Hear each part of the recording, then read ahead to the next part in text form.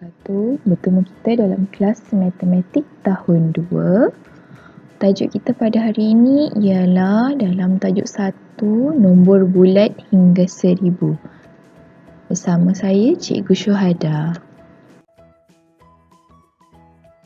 Objektif pembelajaran kita pada hari ini, di akhir pembelajaran murid dapat menulis dan menyebut nilai nombor hingga 1000 dalam angka dan perkataan dengan betul. Yang kedua, murid dapat menulis nilai tempat dan nilai digit nombor hingga 1000 dengan betul. Kita tengok aktiviti kita yang pertama, iaitu murid perlu menulis dan menyebut nama nombor dalam perkataan dan angka. Contoh yang pertama, 257. Macam mana nak tulis nombor ni dalam perkataan? Pertama, murid perlu meletakkan nombor mengikut nilai tempat dia. 7 berada di rumah Sa, 5 dalam rumah Puloh, jadi kita singkatkan menjadi Pu, dan 2 di dalam nilai tempat ratus. Jadi kita letak Ra. Okey.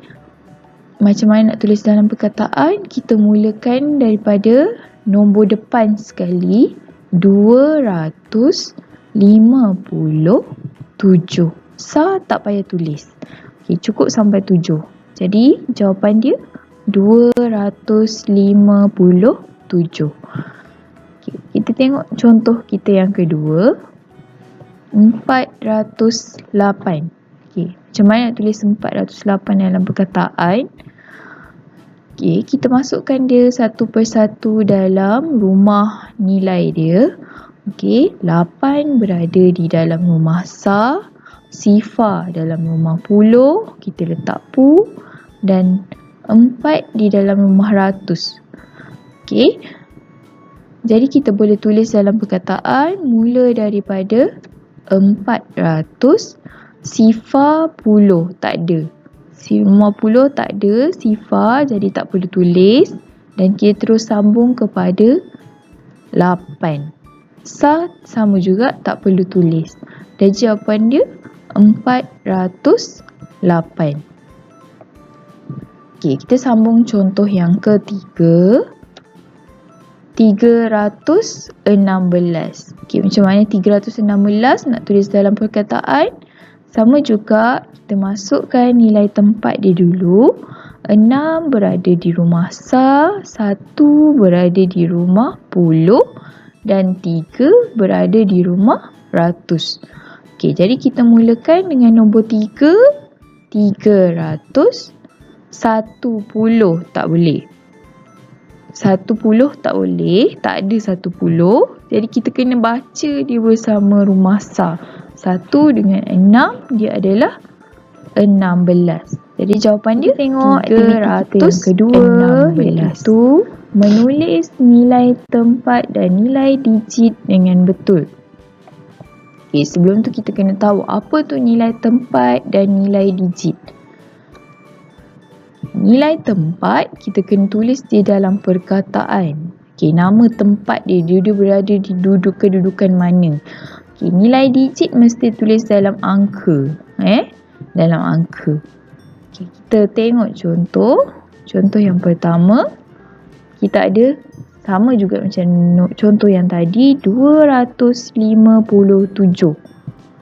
Okey, sama juga macam mana nak tulis dalam perkataan. Kita letak dulu nilai rumah dia. Okay, Sa, 7 dalam rumah Sa, 5 dalam rumah Puloh, dan 2 dalam rumah ratus. Okay, jadi kita tengok nilai tempat untuk nombor 2. Nilai tempat untuk nombor 2, dia berada dalam rumah apa? Rumah ratus. Tulis dalam perkataan ratus. Nombor 2 tu tak payah tulis. Kita nak nilai tempat dia je. 5. Okay, berada di rumah Puloh, dan 7, nilai tempat untuk 7 adalah Sa. Okay, kalau nilai digit, macam mana nak tulis nilai digit? 2 berada di rumah ratus, jadi nilai digit dia adalah 200. 5 berada di rumah puluh, jadi nilai digit dia ialah 50. Dan 7 berada di rumah sar, nilai digit dia adalah 7. Jangan tulis 7 sar pula ya, 7 saja. Kita cuba tengok contoh-contoh yang lain. 173. Kita cuba cari nilai tempat dan nilai digit bagi nombor yang bergaris. Yang pertama nombor 7. Nilai digit 7. Apa nilai tempat untuk 7? Berada di rumah 10. Jadi nilai tempat dia adalah 10. Nilai digit untuk 7 pula ialah 70.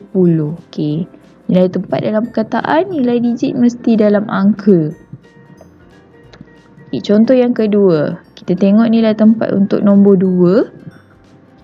Letak dulu rumah dia 10, 100. Jadi senang kita nak tengok nilai tempat untuk 2 berada di rumah sar. Jadi nilai tempat dia adalah sar. Nilai digit dia 2. Contoh yang seterusnya 745.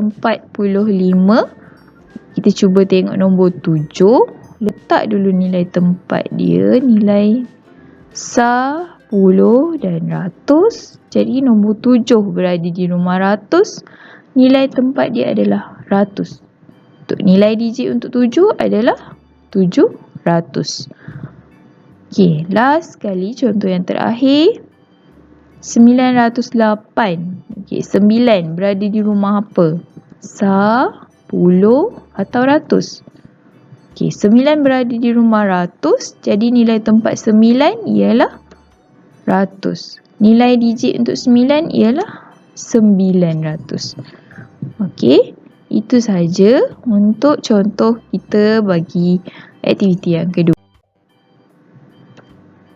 Kita masuk terus kepada kerja rumah. Murid-murid perlu siapkan yang pertama, buku aktiviti matematik tahun 2, muka surat 3, 4 dan 8. Lepas tu akan hantar ke Telegram yang akan saya bagi dalam grup WhatsApp. Sekian saja. Saya harap murid-murid sentiasa menjadikan matematik satu subjek yang diminati, insya-Allah. Sekian, terima kasih. Assalamualaikum.